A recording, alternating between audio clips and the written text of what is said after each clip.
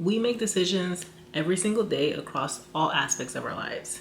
Even those times when we choose not to decide and just go with the flow, that itself is a decision. You've essentially decided to not close the loop and react to life instead of directing it. This is why it's essential to make decisions that are in alignment with what you actually want. Because every decision, micro or macro, is either moving you closer to or further away from the life that you desire. If you're like me, you were taught what the right decision looks like, what success is supposed to look like, what you're supposed to want in life. I followed that path and ended up creating a life that didn't feel like me. A life that on paper checked all the boxes, but left me feeling purposeless and also trapped. When I realized that how I was making decisions was not serving me, it felt like a rug was pulled from beneath me. If I couldn't trust the frameworks that were given to me to make decisions, then what would I do instead? I went down a rabbit hole of experimentation and research and came out the other side with a simple but powerful 4-step framework. One that helps you filter through all the information, all the data, all the emotions, all the energy, and make decisions that are aligned with your desires, with your values, with your vision,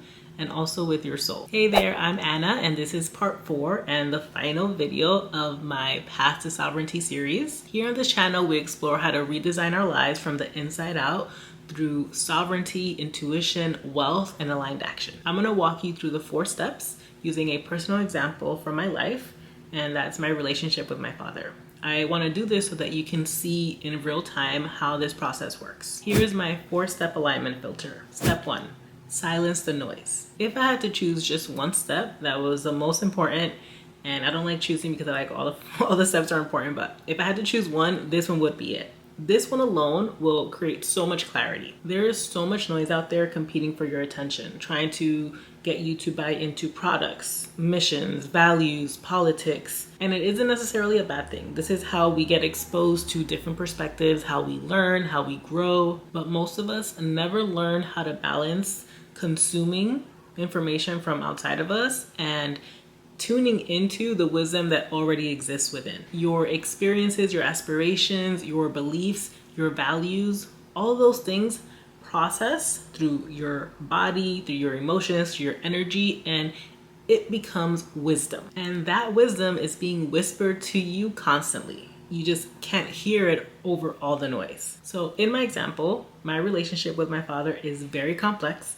We've had many ups, many downs. And when he got sick, there was this expectation from him and also from an aspect of me that I had to be there for him at every beck and call, regardless of how that affected me. Before I can get clear on what I actually wanted, I needed to silence the noise. I had to silence what my Hispanic culture tells me about how daughters need to care for their parents, regardless of how they treat you, regardless of how much they take, regardless of how it impacts you on a physical and even emotional or mental health level. I had to silence the comments from family members that insinuated that I needed to take over and take care of his medical and financial issues. And I even had to silence the comparison between how my husband shows up for his family so I can really focus on what felt right for me. None of those voices were my inner wisdom.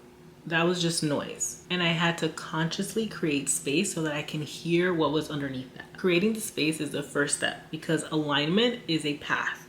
But in order to see where you're headed, you need to know where you are. You can do this in whatever way works for you. You can turn everything off. You can put do not disturb on your phone. You can meditate. You can do a brain dump, journal, and then ask yourself what feels the most alive right now. You can put some instrumental music in the background. Whatever way works for you is perfect. If you want me to share what I personally do, let me know in the comments. I can definitely let you know. Step 2, lay out your options. When making a decision, there's always more than one option, or else it wouldn't be a decision. Laying out every single option you can perceive is really powerful. And then I want to push you a little bit further. What options have you not yet seen? And try to put that out there as well. This step is about noticing that you're not trapped. In my example, I first thought that I only had 2 options. Either I give in and do whatever he wants and be there the way he wants me to be there, or I set a hard boundary and I just don't even show up at all for him. So it felt like I'm either honoring him or I'm honoring myself. but I pushed myself to look further. A third option emerged, and that was to have an honest conversation with him, one I've never had before, and actually name everything, explaining why it's so hard for me to show up for him the way he wants me to when he wasn't there for me the way I needed him to. And a fourth option emerged, which was to get clear on what I'm actually able to provide or how I'm able to show up for him right now, communicate that with him, and set a clear boundary that this is what I'm willing and able to do. If you need more than this, I'm not able to do that. And then even a fifth option emerged. What if this was not just like a one-sided sacrifice, but instead an exchange? What if I can get clear on how I can show up for him right now, communicate that, and then leave the door open to, how he shows up for me. And if he learns and grows, I can do the same, and maybe I'll have a little bit more to give. Maybe that would make me more resourced so I would be able to show up more. Laying out all the options gave me energy, gave me clarity, and prepared me for the next step. Step 3, ask powerful questions. This is where radical honesty comes in. Once you have all your options, you run them through these next 4 questions. First question, without thinking about long-term consequences, which option feels light, fun, exciting, and joy-filled? For this example, the answer was to not show up the way he needed or wanted me to show up, but to instead honor my truth, my emotions, my energy, my season, the season where I'm rebuilding a life that feels aligned. And that was a little bit hard to look at because a part of me felt like, oh, you're being a little selfish. The second question, which option feels safe? Like the one you should choose. For me, the answer to this one was to just shut up and show up because I want to be a good daughter. Because what if he passes away and I didn't show up? Because how would my grandmother, who is a woman that I admire and love and was amazing, how would she feel seeing how I'm treating her son? This question brought up a lot, and that's exactly the point. The should answer is usually where the fear lives. The third question, what would the part of you that wants to stay safe need in order to choose the option that actually excites you?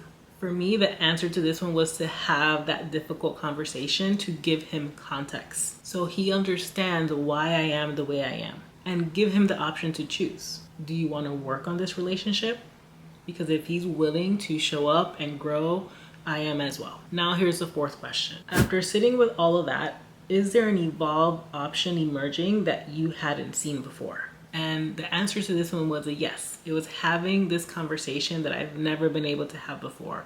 I wasn't allowed to speak, really. I wasn't allowed to disagree. I wasn't allowed to communicate my own opinions.